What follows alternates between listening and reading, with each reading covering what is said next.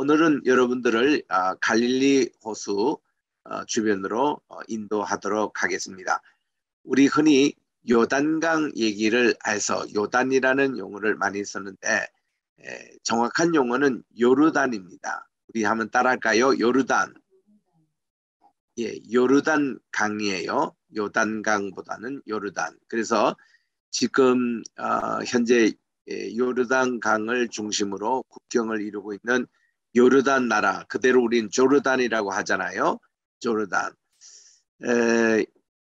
이번에 제가 5번째 손주가 태어났는데 우리 딸 소망이가 난 아들인데 이름을 조르단이라고 했습니다. 자기 엄마 아빠가 그렇게 기도하면서 지은 이름인데 조르단 뜻이 뭡니까? 이런 질문에 제가 조르단은 이스라엘의 첫 줄이다. 갈릴리 호수부터 사해 바다까지 이르는 100km, 직선 거리는 100km입니다. 그런데 이것이 사행천을 그려서 꾸불꾸불하게 해서 전체 토탈이 한 197km 나오거든요. 거의 더블에 해당되는 그런 거리를 이렇게 다 해서 전체 이게 참 국도를 복토로 만드는 이 젖줄이 바로 요르단 강이에요. 그래서 이 요르단 강의 뜻은 뭐냐면은 단 지파의 땅에서부터 흘러내린다 해서 흘러내린다는 히브리어가 요르입니다. 조르고 그리고 단으로부터 그래서 요르단 이렇게 됩니다. 그래서 우리가 흔히 요단강 그렇게 얘기하시는데 우리 요르단 강 이렇게 발음하는 것이 영어적으로나 또 히브리어나 그게 맞는 발음입니다. 그래서 저는 요단강 발음보다는 요르단강 이런 발음을 그렇게 하도록 하겠습니다. 그래서 우리 예수님께서 주로 많이 사용하신 갈릴리 호수에 대해서 오늘 좀 공부하도록 그렇게 하겠습니다. 갈릴리라는 것은 히브리 언어로 반지라는 그런 뜻입니다. 우리 반지가 이렇게 하나로 이렇게 원을 그리고 있잖아요. 그런 조금 찌그린 반지입니다만은 그런 모양이 갈릴리 이런 모양입니다. 원래 이 갈릴리가 그 모양이 하프처럼 생겼다 해서 다윗이 수금을 뜯어서 하나님을 찬양했잖아요. 그 뜯은 하프가 있습니다. 이거를 게네사렛 혹은 게네센이라는 그런 히브리 그 수금라는 이름이 뜻이 있는데 그 수금처럼 생겼다고 해서 긴네렛 혹은 게네사렛 이렇게 이 용어가 구약시대도 널리 쓰여졌습니다. 예수님 당시에는 이게 주로 이제 갈릴리라고 많이 불렀는데 이 갈릴리 뜻이 반지 모양으로 생겼다 그런 뜻이기도 하거니와 또 하나는 이 갈릴리가 이방인이 사는 곳이다 이런 뜻으로도 널리 이렇게 사용되고 있던 겁니다.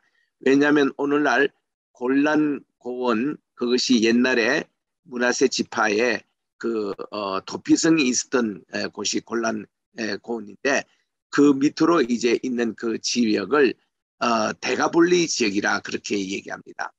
데가볼리라는 것은 뭔가니 데카 열이라는 뜻이죠. 폴리 폴리스입니다. 도시국가. 10개 도시국가가 이 골란 고원 주변으로 있습니다. 그러니까 갈릴리 건너편에는 이방의 땅이었어요. 이 이방의 땅, 이방이라는 것은 그 당시 주로 헬라인들을 얘기했죠. 그래서 그들은 헬라인들이기 때문에 헬라 신전을 세웁니다. 헬라 신전의 대표적인 신전이 제우스 신전 아닙니까? 이 제우스가 굉장히 돼지고기를 좋아했대요. 그래서 이 제우스 신전이 있는 곳에는 돼지를 많이 키웠습니다. 그래서 예수님께서 그라사 지방에 그 마귀 들린 청년을 고치면서 마귀 너 어디로 가기를 원하냐 이럴 때 돼지떼로 가기를 원합니다. 그래서 주님이 허락했더니 그가 이제 돼지떼 가서 2,000마리나 그냥 수당 당하는 그런 일이 있었잖아요. 그것이 그 당시 제우스 신전에 바쳤던 제물들을 우리 주님이 청소하신 그런 아주 영적인 큰 승리의 사건이었거든요. 그래서 이러한 배경을 가지고 있는 갈릴리이기 때문에 흔히 예루살렘 저 남쪽에 있는 사람들은 갈릴리 하면은 그 이방인들이 많은 사는 곳이야. 이런 어떤 고정관념이 있었다고 그럽니다. 그래서 다시 제가 정리하면 갈릴리 뜻은 첫째로 반지 모양 같이 생겼다. 두 번째로 하프, 옛날에 그 다윗이 수금을 떠도 하나님을 찬양했던 그 긴네사렛 혹은 게네스, 긴네렛 이런 그 히브리 말의 수금이라는 뜻이다. 세 번째는 이 갈릴리는 이방인들이 많이 사는 그런 곳이다 해서 이 북방의 전통에 있는 이곳이 상당히 그 남쪽에 있는 사람들에게 좀 시골 사람 또 촌뜨기 이런 어떤 개념으로 있던 것이 이제 갈릴리입니다. 갈릴리 지역은 전체로 상부 갈릴리와 하부 갈릴리로 나눌 수 있습니다. 상부 갈릴리는 거기는 많은 그 산악지대가 많이 있습니다. 거기에 가장 유명한 헤르몬 산이 있죠. 이스라엘에서는 제일 높은 산이었습니다. 우리나라 백두산보다도 100m 더 높은 2877m 되는 헤르몬 산이 있었고, 그리고 이제 그 밑에 보면은 바산이라는 곳이 있는데 많이 소들이 풀을 뜯는 그런 비옥한 지역도 있습니다. 그리고 가멜라라는 그런 구릉지대가 있어서 거기 가보면은 이스라엘의 고인돌이 많이 있는 곳이 바로 그곳입니다. 그래서 이 상부 갈릴리 쪽에는 예수님께서 주로 많이 활동했던 선교센터인 가버나움부터 시작해서 베세다 그리고 고라신 이런 지역들이 다 상부 갈릴리에 속해 있습니다. 상부 갈릴리의 수도가 핫솔입니다. 핫솔. 그래서 여러분들이 이스라엘 가실 때에 가장 그 성지순례 고고학 현재 그 발굴 상태와 이것을 한꺼번에 동합적으로 공부할 수 있는 가장 좋은 장소가 핫솔입니다. 그리고 영어로서는 핫솔이죠. HAZOR. 그리고 우리 발음으로는 핫솔. 핫솔렘 하면 우리가 떠오르는 것이 드보라를 떠오르게 됩니다. 드보라 사사시대 때에 드보라의 군대 장관이 바로 바락이었잖아요. 바락이 그때 핫솔 왕과 그의 그 군대 장관 시스라와 전쟁을 했던 곳입니다. 그래서 이 도저히 읽을 수 없는 전쟁인데 핫솔을 그때 이겼던 드보라의 사사, 굉장한 유명한 전투였습니다. 왜냐? 이 핫솔은 국제도시예요. 북방에서 내려오는 상인과 남방에서 올라왔던 상인들이 만나서 무역했던 곳이고, 그리고 이 상부 갈릴리의 수도입니다. 엄청난 그런 크기예요. 어느 정도 크기냐면은 여리고 성의 20배가 넘는 곳이 이 하솔성이었습니다. 하솔 자체도 너무 성이 커서 상부와 하부 이런 지역을 나누는데, 거기 가보면은 고고학적으로 이렇게 발굴을 한 거 보면은 맨 아래는 가나안 시대 신전이 나옵니다. 그리고 이게 쭉 차곡차곡 해서 솔로몬 시대 때 그때 한참 전성기 때의 그 하솔을 이렇게 볼 수가 있습니다. 거기 가보면은 이제 그 지하에 물을 파가지고 수로를 이제 했던 그것도 이제 볼 수가 있고, 왕궁터가 있고 집터가 있고 그리고 행정관 그런 모습이 나오고 전망대가 있고 또 전쟁할 때 봉화대 역할을 했던 그런 곳이고 아주 다각적으로 큰 도시가 하솔이었습니다. 그게 이제 상부 갈릴리의 수도였고, 하부 갈릴리라 하면은 이제 그 무깃도 거기서부터 시작해서 다볼산 중심으로, 그리고 이제 우리 예수님께서 자라신 나사렛 동네, 그리고 가나 혼인잔치 있었던 그곳, 그리고 오늘날 이제 이 갈릴리 그 호수하면은 제일 큰 도시가 타이베리스, 디베리아입니다. 디베리아. 이런 지역이 다 하부 갈릴리 지역에 속합니다. 그래서 우리 갈릴리는 이 지중해보다도 얼마나 땅 높이가 꺼져 있는가 하면 계곡이니까 중앙 계곡 지역이거든요. 마이너스 212m나 지중해보다 낮습니다. 그래서 이 갈릴리에서 이제 서쪽으로 지중해 쪽으로 바다 보면은 그게 꼭 산같이 이렇게 돼 있어요. 언덕. 예수님의 산상수훈이 그 많은 군중들이 거기에 앉아서 말씀을 들었거든요. 근데 언론 보면은 그게 산같이 보이지만 실제로는 지중해보다도 낮은 지역이에요. 왜냐하면 이 갈릴리 자체가 마이너스 212m 낮은 지역에 있기 때문에 그래서 거기 가보면은 아침에는 이 바람이 갈릴리에서부터 지중해 쪽으로 봅니다. 서쪽으로 이렇게 바람이 날아갑니다. 그래서 우리 주님께서 주로 말씀을 전해준 그 시간이 오전에 전해졌다고 그래요. 여기서 이제 실제로 지금 또 갈릴리 그 바다의 아침에 얘기를 이렇게 전하면은 이 소리가 바람을 타고 저기 언덕같이 보이는 그런 뭐 이제 우리가 산상수훈이라 그러는데 사실 그는 산림이다보다 언덕인데 거기에 앉은 모든 청중들이 잘 얘기 들을 수 있도록 어쿠스틱이 그렇게 잘 돼 있습니다. 그리고 오후가 되면은 이게 바람이 이제 반대로 불기 때문에 이 이제 그 소리가 잘 들리지가 않아요.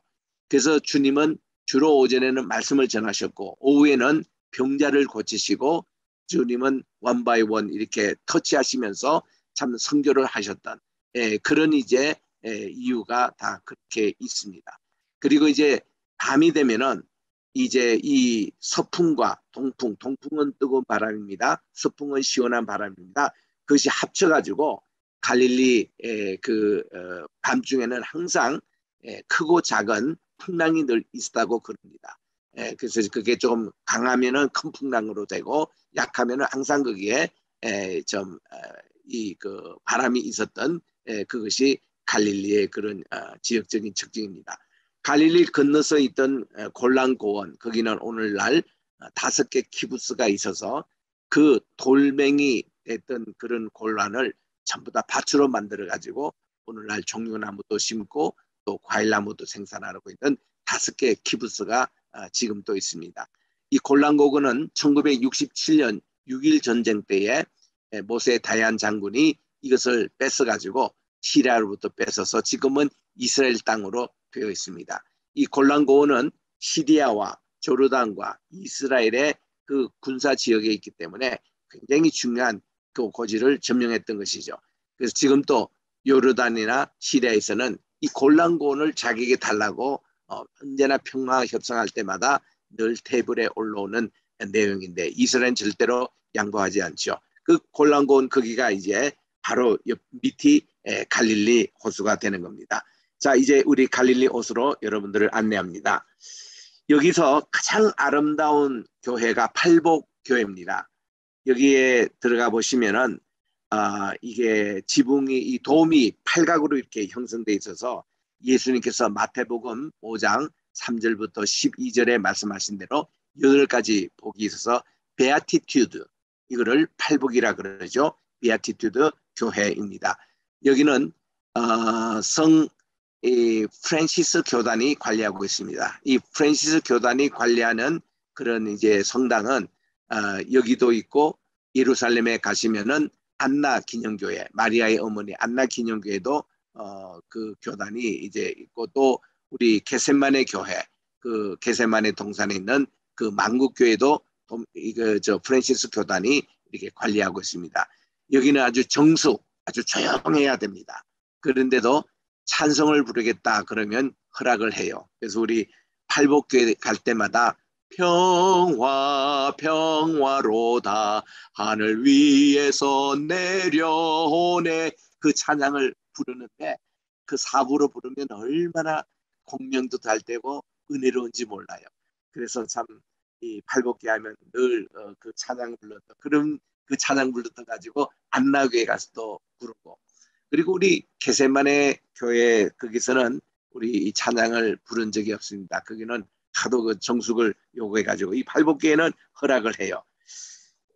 예수님께서 이렇게 주기도문을 가르쳐 주신 주기도문 기념교회는 감난산에 있고 여기 가보면은 이제 요르단강이 이제 시작되는 그 시점에 가보면은 이 말씀이 적혀 있는데 이 상도 중앙교회에서 이 말씀을 도네이션 했습니다. 그때 예수께서 갈릴리 나사렛에서 나와서 요단강에서 요한에게 세례를 받으시고 해서 요 구절 때문에 예수님이 세례를 받으신 곳이 아닌가 하고 그렇게 하는데 실제로는 이 장소보다는 이 이제 조르단강이 쭉 밑에 흘러서 여리고 이제 거기가 마지막 그 염해 바다, 사해 바다 들어가기 마지막 그 지점 아닙니까?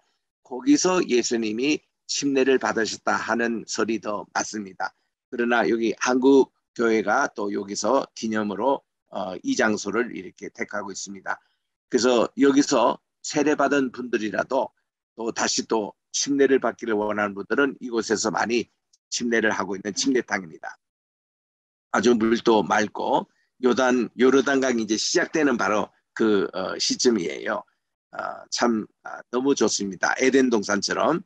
그래서 우리가 이 요르단강이 시작된 그 장소가 그 지난번에도 소개했던 대로 반야스는 우리 예수님 당시에 가이사라 빌립보 지방이라고 했죠. 거기가 이제 요르단강이 시작된 곳이거든요. 그 높은 산 헤르몬 산에서 늘 1년 동안 녹지 않는 눈이 있는 곳인데 그것이 쭉 흘러내려서 지하에 들어가지고 용천이죠. 아주 이렇게 솟아 있는 곳이 바로 거기가 가이사라 빌립보 지역입니다. 그래서 거기는 물이 항상 찹니다. 그게 이제 요르단의 시작이거든요. 그 지역에 가면은 지금 여기 사진에 보는 대로 이러한 모습들이 있습니다. 그래서 그 지역 사람들은 자부심을 가지기를 아마 여기가 에덴 동산의 일부였을 것이다 라고 얘기하는 곳이 이런 모습입니다. 자, 갈릴리 우리 주변을 우리 보겠습니다. 우리 제가 묵었던 숙소에 항상 메수자가 있습니다. 메수자는 우리가 사람이 들어갈 때에 손으로 닿을 수 있는 한 눈높이 정도 있는 것이죠. 이거를 터치하고 들어가는데 이 메수자에는 쉰이 이렇게 적혀 있어요. 히브리어 우리 쉰 타워 할 때 맨 마지막 21번째 글자 쉰의 뜻은 뭔가니 샤다이는 전능하신 하나님이라 뜻입니다. 샤다이 하나님의 전능 그걸로 쉰을 읽겠습니다. 또 하나의 쉰은 뭔가니 쉐마 들으라 이스라엘 할 때 쉐마 할 때도 쉰을 쓰잖아요. 그 쉰으로 이렇게 그락된 메수자가 있습니다. 여기에 손을 대고 키스를 하면서 이 쉐마를 낭송합니다. 하나님을 마음을 다하고 또 목숨을 다하고 힘을 다하여 주의 하나님을 사랑하라 이것입니다. 이런 하나님을 유일하신 하나님으로 고백하거든요. 그래서 신명기 6장 4절에 있는 말씀은 유일하신 하나님, 그리고 5절에 나오는 우리 마음을 다하고 또 목숨을 다하고 힘을 다하여 이거는 삼위일체 하나님을 여기서 말씀하고 있는 것입니다. 마음을 다하여 성부 하나님이에요. 또 목숨을 다하여 성자 예수님입니다. 또 힘을 다하여 성신 성령 그 하나님 이것을 우리가 염두에 둘 수 있는 것입니다. 그래서 예수님이 이 갈릴리 호수에서 베드로를 만나셔서 부활하신 예수님께서 내가 나를 사랑하느냐 우리 주님은 3번씩 물으셨습니다. 그것이 바로 쉐마적인 질문이었습니다. 내가 진짜 마음을 다해서 사랑하느냐 내가 진짜 네페시 목숨을 다해서 사랑하느냐 또 내 힘을 다해서 사랑하느냐 메오드 이 3가지를 물으신 것입니다. 이게 다 유대인들에게는 익숙한 쉐마적인 그런 이제 질문이었죠. 여기에 우리 한 20년 전에 그 키부스 가운데서 게네사레라는 그런 이 게네사레는 본래 이 갈릴리 이름이었습니다. 이게 그 수금이라는 뜻이죠. 노프 게네사레 키부스에 보관되고 있는 그때 그 당시 감으로 가지고 이럴 때 이제 배가 발견됐어요. 예수님 당시에 그 고기 잡는 배가 발견돼서 전시된 그런 것도 우리가 갑니다. 거기 키부스에 가니까 이제 고분 벽화가 나오는데 이스라엘 백성들 요셉 때를 얘기하겠죠. 그리고 이제 야곱이 이제 그 이민 갔지 않습니까? 그때 갈 때의 복장이 이랬을 것이다 하는 이집트 고분 벽화에 나오는 히브리 족장의 그 모습을 나옵니다. 다리우스 1세 왕의 이런 것도 박물관에 있더라고요. 그 박물관. 그리고 그 당시 갈릴리 지역에 마을이 이랬을 것이다 하고 복원을 해놨습니다. 이 키부스에서. 이것도 참 볼만했습니다. 그때 예수님 당시 배가 발견된 게 1986년도에 발견이 됐습니다. 그때 참 가물어 가지고 이 갈릴리 호수가 물이 상당히 빠졌을 때 그때 이것이 발견됐는데 굉장히 그 당시에 세계적인 뉴스글이었습니다. 그것이 복원된 것이 지금 보았던 노프 게네사렛 이 키부스의 박물관에 있습니다. 이게 실제적인 모습이에요. 그래서 이것이 발견돼서 예수님 당시에 베드로와 안드레 또 이 야고보 요한이 이렇게 참 이 배를 타고 이제 고기를 잡았을 것이다라는 이런 내용. 그리고 저 뒤에 있는 것은 그림으로 복원된 그런 모습이 전시되어 있었습니다. 다부가라는 것은 꼭 우리가 아셔야 되는데 이거는 아람말로 일곱 셈이란 뜻입니다. 다부가 아람말로 일곱 셈. 왜 이것이 중요하냐면은 이제 여기에서 예수님께서 베드로와 또 이 야고보 배에 두 배가 만선한 고기를 잡게 하셨죠. 또 그 장소에서 예수님이 부활하신 후에 나타나셔서 조반을 준비하시고 내가 나를 사랑하느냐고 베드로에게 수임권, 이게 내 양을 먹이라 수임권을 이제 했던 곳이 바로 이 다부가 이곳입니다. 또 예수님께서 마가복음 1장 35절에 한적한 곳에 가서 새벽에 기도를 하셨다. 새벽 기도 시작하는 장소가 바로 이 장소입니다. 이 다부가는 예수님께서 제자들을 불러주신 곳, 또 제자들에게 새로운 사명을 주신 곳, 예수님께서 늘 기도하신 장소, 또 오병이어를 다 이렇게 기적을 베푸시고 주님이 한적한 곳에 가서 따로 기도하셨다 하고 간 장소가 이 장소입니다. 그래서 이 다부가는 굉장히 중요한 그런 위치입니다. 이게 이제 우리 갈릴리에 나오는데 영어로서는 Church of 헵타페곤이라고 나옵니다. 다부가는 이 아람 말이고 헵타페곤은 라틴 말이에요. 그래서 그 영어로 번역하면 The Seven Springs, 이 일곱 개 샘이 있는 곳이다. 그래서 이제 그 중에 하나가 오병이어 기념교회가 있습니다. 여기에 물고기 2마리와 떡 5덩어리인데 여기 자세히 보면 지금 여기는 5덩어리로 되어 있습니다만은 모자이크에는 떡 4개 있어요. 4개. 그럼 한 개는 어디 갔죠? 예수님께서 그것을 축사하신다고 하나는 들고 계신다. 그렇게 설명하고 있습니다. 여기에 이제 오병이어 기념교회 재단의 바로 밑에 있는 모자이크. 여기에 보면은 오병이어의 이게 있습니다. 이거를 2마리 물고기를 해서 쌍어라고 그러죠. 그리고 이 오병이어의 물고기가 있습니다. 그 기념교회당의 안의 모습인데 이런 모자이크로 인해 가지고 여기 있는 오병이어 영어로서는 이제 multiplication, 이거는 증가한, 주님께서 이것을 떡을 2덩어리로 나누면은 2이 4이 되고 4이 16이 되고 16이 16 곱하기 16 이런 식으로 멀티피케이션, 바로 이런 의미에서 이 닉네임이 오병이어 교회가 증가교회라고 그렇게 알려지고 있습니다. 그런 여기 아까 모자이크 봤던 우리 그 2마리의 물고기와 그 5개의 떡덩이, 이런 모습이 놀랍게도 우리나라의 그 도마 순례지에 가보시면 수로왕 등에 이게 4개나 이게 그 단층으로 이렇게 그려져 있습니다. 그 2000년 전에 수로왕의 그 단층에 그려져 있던 이런 쌍어와 이 떡덩이, 이것이 도마가 우리나라에 온 증거로 하나로 이렇게 얘기하고 있고 가야국이 기독교 국가였다는 것을 이렇게 밝히는 그런 이제 고정으로 이렇게 나옵니다. 오병이어 기념교회당 아닙니다.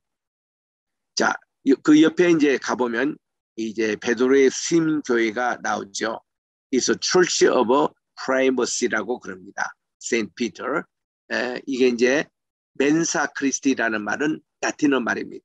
멘사라는 뜻이 테이블, 그리고 맨 크리스티, 그리스도의 테이블이라는 뜻이에요. 예수님이 이렇게 떡도 구워주시고 또 이렇게 생선도 구워주신 바로 그 장소입니다. 이 베드로 수임 교회당 마침 또 비가 내려서 우리가 우산 쓰면서 기도회를 인도했고요. 여기 가보면 이 동상이 있어요. 예수님이 베드로에게 내 양을 먹이라, 내 양을 먹이라, 그렇게 3번이나 말씀하셨죠. 우리말 성경 번역에는 feed my lamb 이렇게 나오고 또 tender my sheep 이렇게 나오고 그다음 feed my sheep 이렇게 이제 있습니다. 킹제임스 바이블에는 모두 그거를 feed라고 했습니다. 내 어린 양을 먹여라, 내 양을 먹이라, feed 그렇게 되고 있습니다. 우리 주님께서는 너가 나를 사랑하느냐, 마음을 다해서 사랑하느냐, 이 질문에 베드로는 주님이 아가페 사랑을 하느냐 물을 때 그가 아가페 정도는 못하고 주님을 필리아 정도 사랑합니다.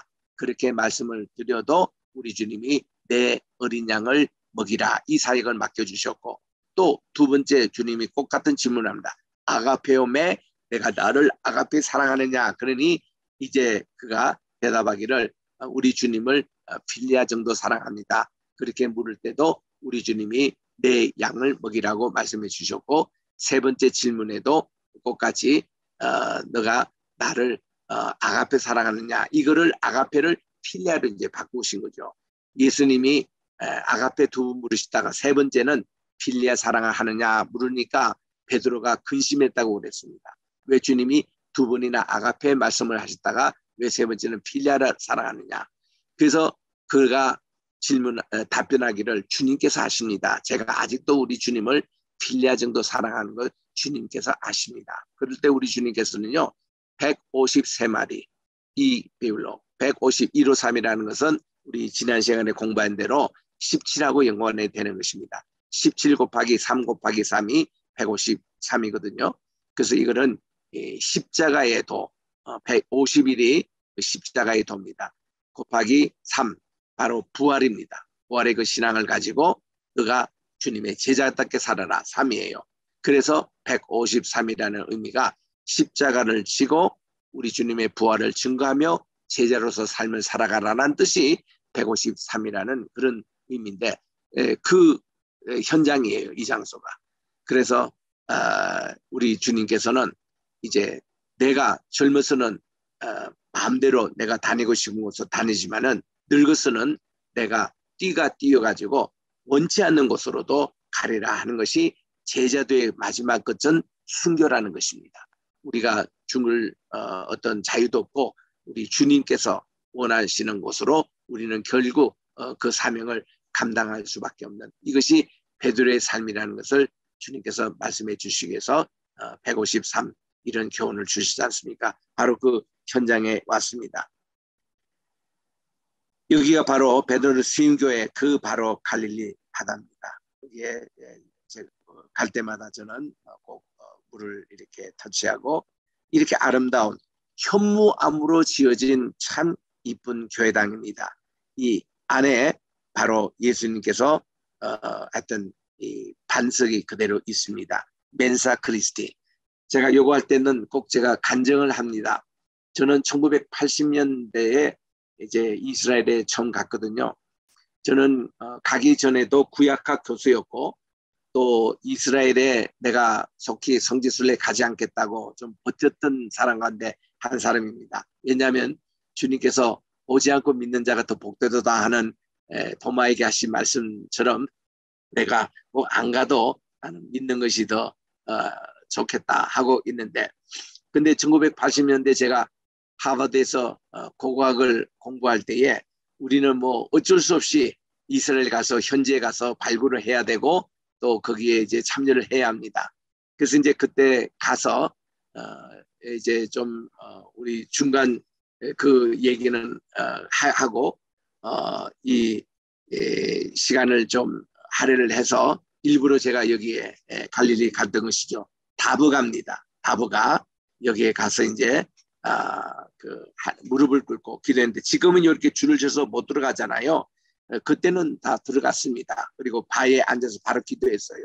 그리고 또 겟세마네 동산에도 지금은 이거 다 줄치었어서 그 재단에 못 갑니다만은 그때는 우리가 바위에 직접 대고 기도를 했습니다. 예수님께서 땀방울이 핏방울이 되도록 기도하신 그 겟세마네 반석. 또 여기는 내가 나를 사랑하느냐 이 반석에서 제가 무릎을 꿇고 막 기도를 하고 있는데 한국말로 사무엘아 내가 나를 사랑하느냐 이런 음성이 들려왔어요.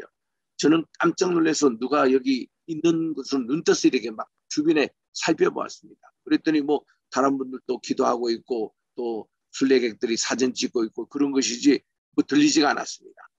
그때 제가 다시 무릎을 꿇고 기도하면서 야 내가 이거 헬라 말도 알아듣고 히브리 말도 알아듣고 영어, 독일어, 프랑스어 다 알아듣는데 왜 하나님이 내게 한국말로 그렇게 내 이름을 부르시고 내가 나를 사느냐 이 음성이 막 들려오는데 너무 그때 전율을 느꼈어요. 그때부터 제가 이 바위가 제게는 영적인 고향이 된 겁니다. 그래서 참 갈 때마다 이 바위에 가면 그 음성이 귀에 들려오는 것 같고 그리고 제가 거기서 다시 새로운 어떤 소명을 받는 기분으로 저는 여기 즐겨 찾던 것이 이 바위입니다. 이 바위를 이름해서 멘사 크리스티, 그리스도의 테이블, 그리스도의 조반상이라고 얘기를 합니다. 정말 이곳은 온 우리 크리스찬들이 정말 꼭 가봐야 될 곳으로. 그래서 우리는 성만찬식 할 때 저는 미국 영어 미국에서 주로 많이 쓰는 것이 Table of the Lord입니다. 주님의 이 식탁이다. 이게 이제 성만찬에 대하신 용어로 쓰는 것이 미국에서 많이 쓰는 용어거든요. 그 용어를 참 좋아하고 그걸 생각할 때마다 이 반석을 또 생각하게 됩니다. 주님께서 베푸르신 식탁. 그래서 우리 주님은 베드로에게 3번씩 그렇게 물으신 것은 쉐마적인 것도 있지만 또 베드로가 예수님을 부인할 때에 석주전에 3번이나 이렇게 부인했잖아요. 나는 주님을 모른다. 마지막에는 3번째는 막 저주까지 해가며 내가 모른다. 이것을 하나하나씩 사랑의 그런 횃불로 사랑의 모닥불로 그를 다 용서해 주시고 그에게 새로운 사명을 주신 이 반석입니다. 그래서 제게는 참 중요한 곳이 이 교회입니다. 자, 아까 우리 처음에 봤던 바로 팔복교회로 가겠습니다. 팔복교회가 그 옆에 있습니다. 이렇게 갈릴리가 아름답습니다. 저는 이스라엘 갈 때마다 이 갈릴리에서는 꼭 2, 3일 이렇게 지내면서 있는데 얼마나 힐링도 되고 우리 주님께서 그리셨던 자연 환경이 거의 변화되지 않고 그대로 있는 모습을 봅니다. 심지어 제가 1990년대 초에 갔을 때는 호텔에서 이제 아침에 일찍 나와서 5시 반에 걷는데 그 어부들이 옛날에 베드로 고기 잡는 그런 방식으로 음악을 치고 이게 이 건물에서 고기를 이렇게 꺼내는 이 모습을 직접 보게 될 때 얼마나 참 전율이 왔는지 그렇습니다. 그래서 이 베드로 고기라는 것이 바스거든요. BAS에서 바스 우리 손바닥 늘면 만한 게 이거를 가지고 부어가지고 10불에 이렇게 점심으로 이렇게 파는데 얼마나 맛있는지 모릅니다.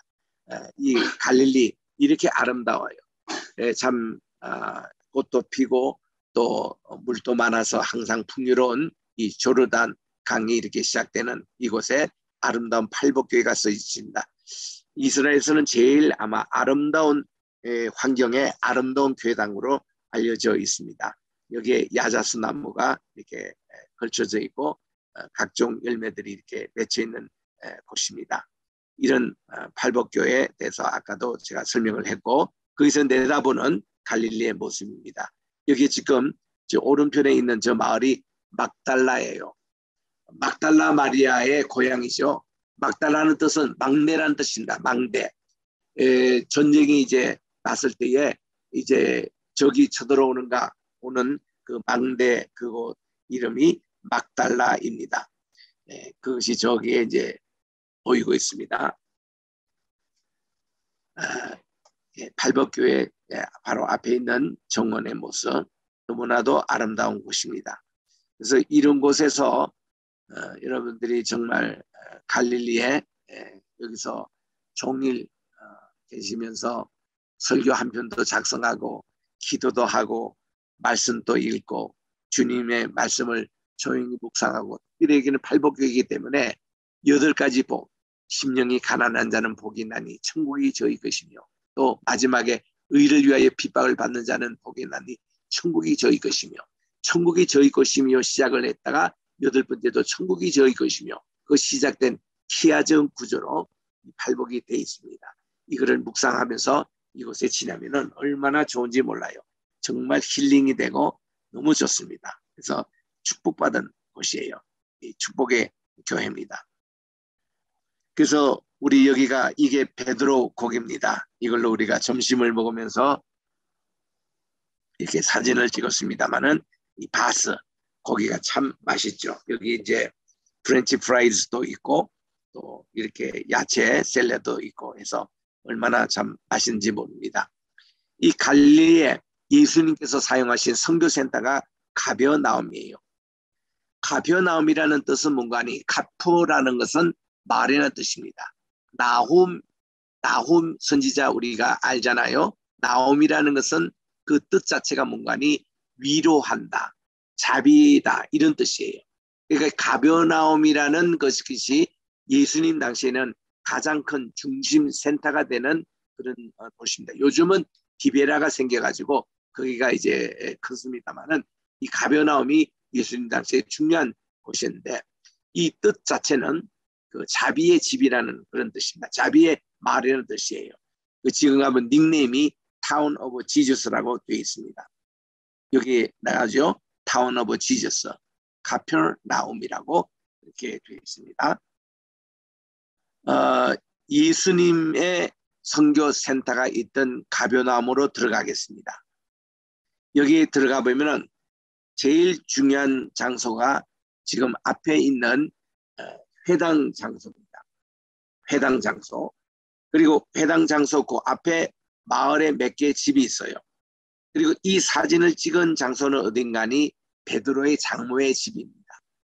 베드로는 장가를 잘 갔던 것 같아요.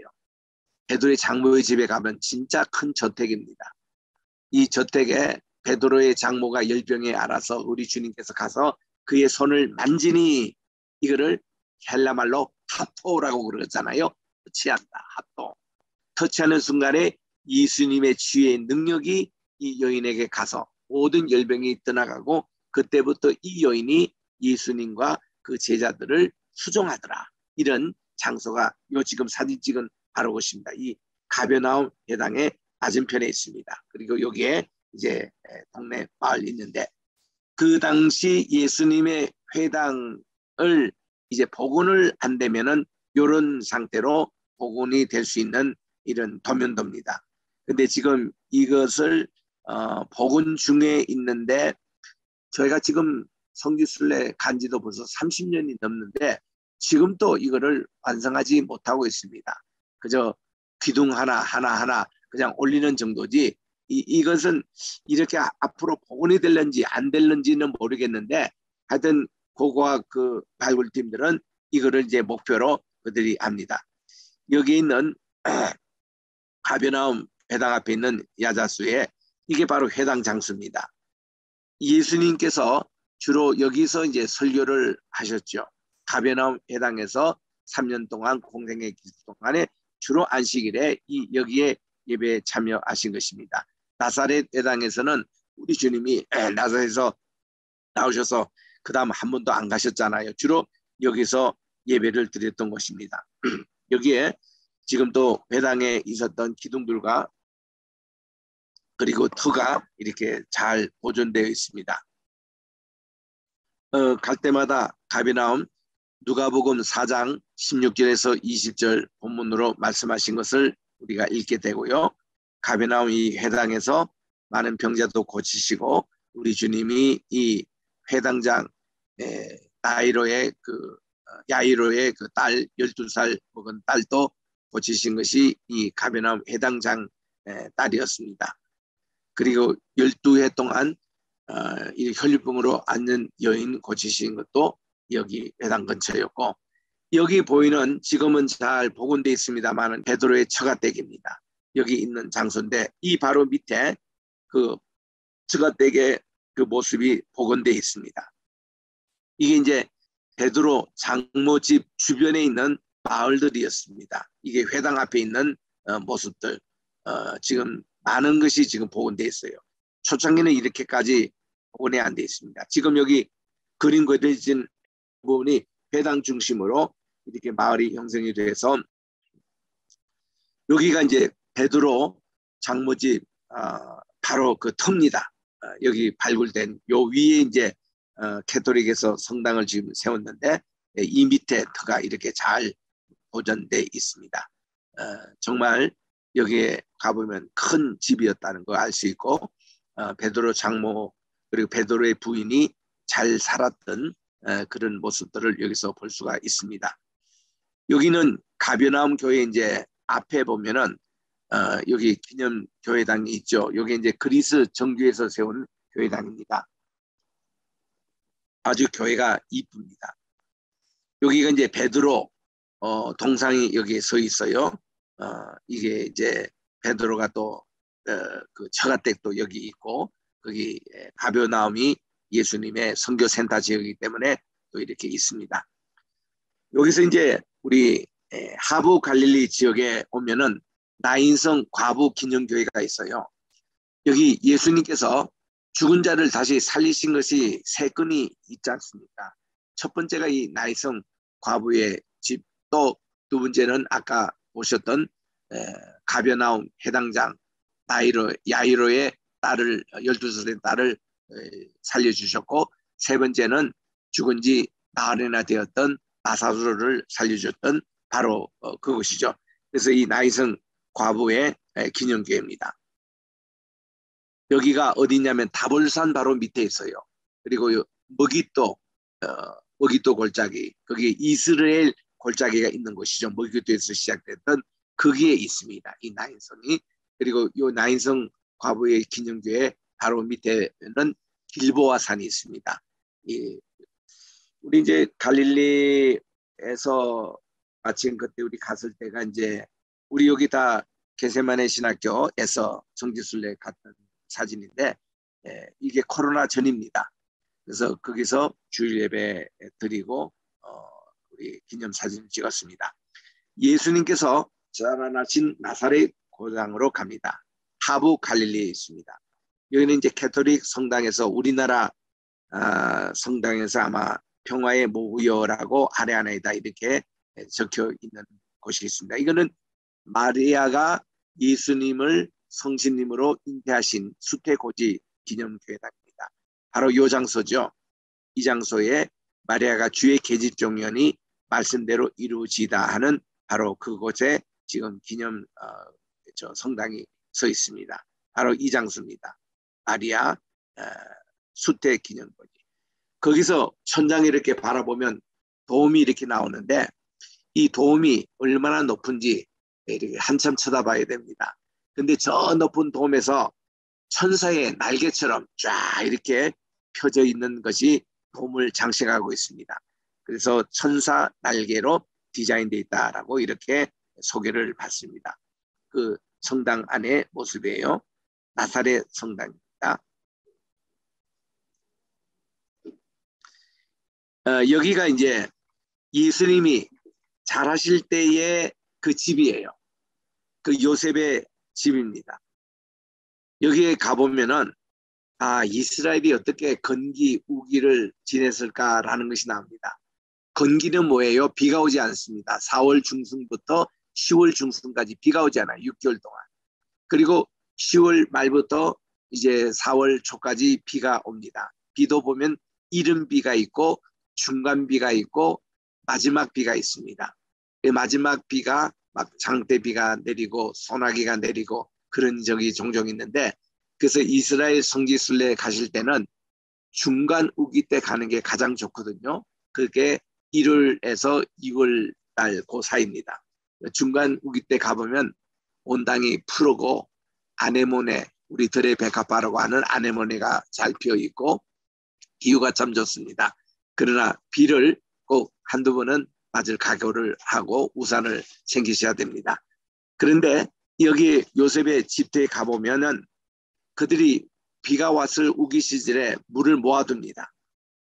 물을 모아줬다가 건기 시절 때 이 물을 사용해요. 물을 그렇게 오랫동안 보관할 수 있냐고. 이끼가 끼고 물을 이렇게 상하면 어떠냐 이런 질문을 받는데 그렇지 않습니다. 이스라엘은 기후 자체가 건조해요. 사막성 기후가 있습니다.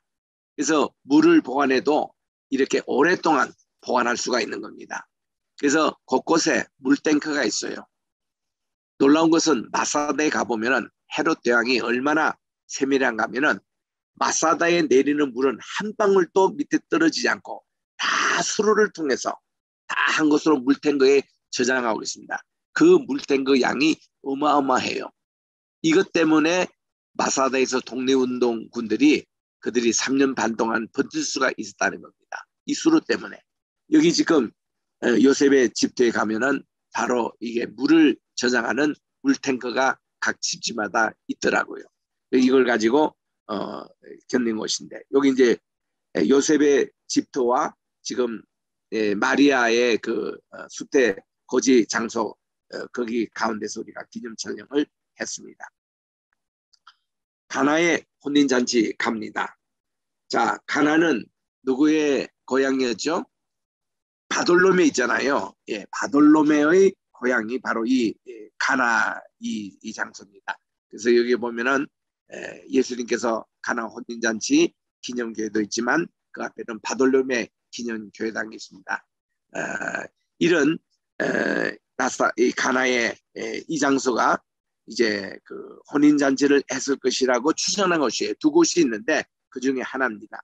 추정하는 한 곳입니다. 거기 가보면은 물 항아리 6개 그 기념하는 그게 있습니다. 아마 이 교회당 꼭대기에도 그것이 장식되어 있는데 이런 곳이 있고요. 자, 우리 갈멜산으로 이제 내려와서 이 갈멜산에서 가이사라로 가는 있는 수로 이게 이제 있습니다. 이게 14km에 해당되는 그러니까 갈멜산에서 지금 여기 가이사라까지 있는 14km에 헤롯 왕이 이런 수로 시설을 세웠습니다. 이 위에 있는 여기에 물이 이렇게 흐르게 해서 가이사라에 물을 공급했던 곳입니다. 그래서 이거 대단한 작업을 한 곳이에요. 이 가이사라에 가보면은 그 당시 총독 관저가 있었고 행정 수도였지 않습니까? 여기에 로마식 원형극장이 있는데 지금 우리가 서 있는 이 장소, 기도했던 이 장소가 공명이 어떻게 잘 됐는지 몰라요. 여기서 지금 우리 찬양을 부르고 있습니다. 우리 나 같은 죄인 살리시는 Amazing Grace를 여기서 이제 불렀는데 얼마나 좋은지 몰라요. 앞에 보이는 게 지중해입니다. 그래서 이 장소는 이스라엘의 독립 기념할 때에 이 장소에서 아이다라는 그런 이제 오페라가 상영이 되고요. 그때는 뭐 관중들이 만장하지요. 티켓을 구하기가 힘듭니다. 굉장히 지금 또 유명한 음악회가 현재 실제로 열리고 있는 곳입니다. 가이사라.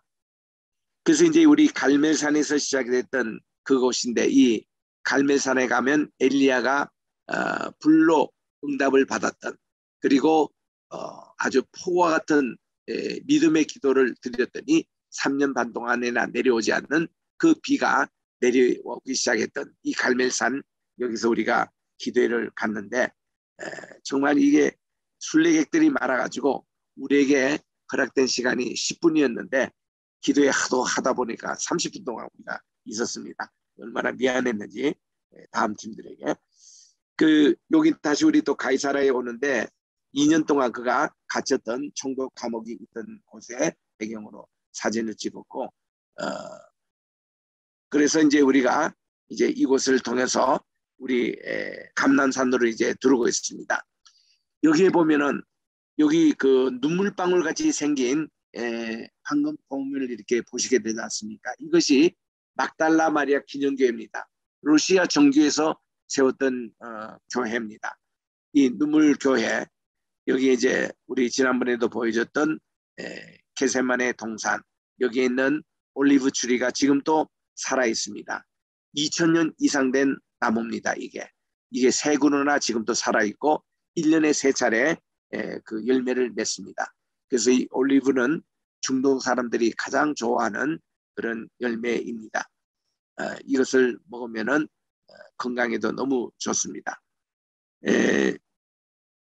요게 이제 예루살렘 이제 근처에 와서 우리 그 감람산이라고 하지만은 이제는 우리가 웬만한 분은 다 올리브 산이라고 부릅니다. 왜냐하면 이 감람이라는 이 용어는 중국 말에서 번역되기 때문에 그때 올리브가 중국에는 없었다고 그래요. 그래서 가장 비슷하게 생긴 것을 감람이라 했답니다. 그래서 이제는 더 이상 감람이라 번역하지 말고 올리브 그대로 얘기하자 해서 올리브를 하고 또 그거를 좀 더 이 아랍말 원어 그대로 한다면 게셋마네입니다. 게셋마네 그게 올리브 기름을 짜는 틀이라는 뜻인데 그 용어가 그렇게 있습니다. 그래서 그 성천기념교회 예수님의 발자국 올리브산에 있는 성천기념교회 제레미 장소에서 우리들이 기도회를 가졌습니다. 제가 오늘 강의는 여기까지 하고요. 우리 오늘 질문이 있으시면 우리 갈릴리 또 요르단, 조르단 그리고 지금 우리 갈멜산을 거쳐서 갈멜산에는 이게 전체가 길이가 얼마인가 24km예요. 가르멜이라는 뜻이 뭔가니 포도원이라는 뜻입니다. 그래서 이 하이파라는 곳이 이스라엘의 3대 도시잖아요. 제1대 도시가 텔아비브가 가장 큽니다. 근데 가장 중요한 도시는 예루살렘이에요. 예루살렘. 이어서 3대 도시가 하이파입니다. 이 하이파가 갈멜산에서 내다보는 큰 항구 도시가 제3대 도시입니다. 하이파에는 기독교인들이 많이 삽니다. 거기서 메시아닉 주들이 25%가 거기 살고 있는 곳으로 기독교 교회가 그렇게 많습니다. 그 하이파. 그래서 이 갈멜산에서 내다보이는 항구 쪽은 하이파고 거기서부터 이렇게 이 머기토 쪽으로 내려오는 이곳을 전체를 카르멜이라고 그래요. 이게 포도원. 그게 모두 24km나 있습니다. 그래서 이 엘리야가 아하왕에 그랬죠. 이제 저 손바닥만한 구름이 지중해부터 이렇게 오고 있는데 곧 큰 폭우가 일어날 것이니 왕은 속히 병거 타고 내려가서서 그렇게 했지만 이 폭우가 오는 속도가 이 병거 타고 24km나 달려 내려가야 되니까 내려가기 직전에 이게 폭우가 쏟아졌습니다. 그래서 이 현장에 가보면은 이런 곳이구나 이런 것을 우리가 이제 발견할 수 있습니다. 우리 계속해서 우리 이 이스라엘에 대한 자세한 성지순례를 계속하고 있고 여기 이제 마치면은 요르단, 이집트 또 이제 그리스 쪽 건너가고 터키 그리고 이란, 이라크까지 이렇게 총 7개국을 우리가 순례를 합니다. 그래서 지금 아직도 이스라엘 편만 하고 있는데 이제 곧 이제 요르단으로 넘어갑니다. 그래서 기대하시고 우리 메타버스 성지순례 많은 관심 가지시고 참여해 주시길 바랍니다. 질문을 제가 한두 분 받고 오늘 마치도록 하겠습니다.